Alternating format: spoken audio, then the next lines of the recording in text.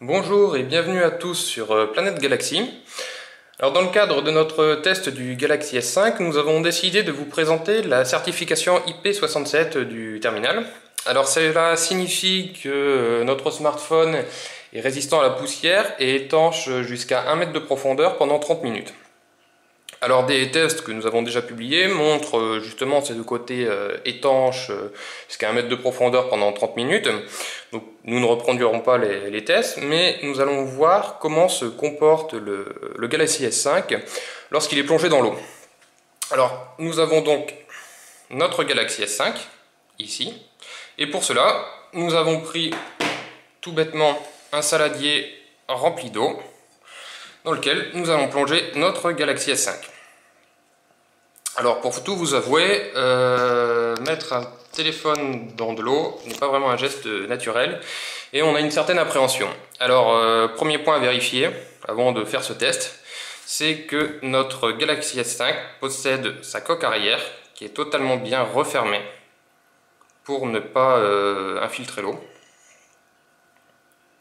Et autre point, que le capot du port MHL 3.0 est lui également bien fermé. Donc vraisemblablement notre Galaxy S5 est prêt à immerger. Alors on a une certaine appréhension quand même avant de faire le test. Donc voici notre Galaxy S5 et à lui de découvrir les joies de l'eau. Donc dans un premier temps, on voit que notre Galaxy S5 réagit normalement.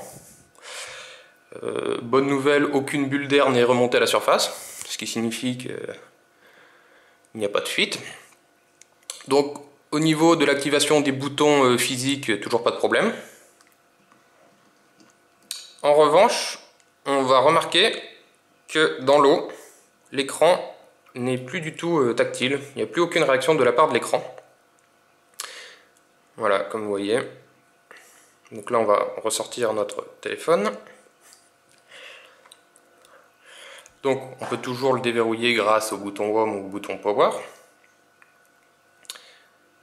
Mais vous voyez que lorsque on a l'écran qui est mouillé, et qui plus est mes doigts également mouillés, il est beaucoup plus difficile de faire réagir le téléphone.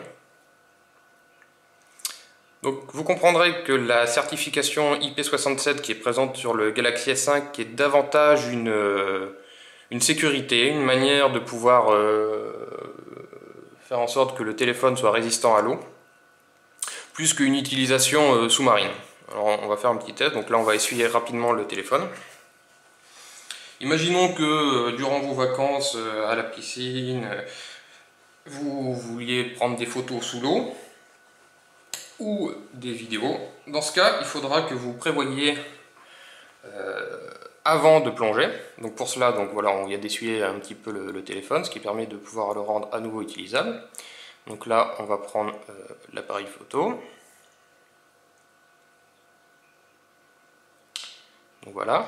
Donc en fait, il faut allumer l'appareil photo, l'activer, avant de le plonger dans l'eau, comme ceci.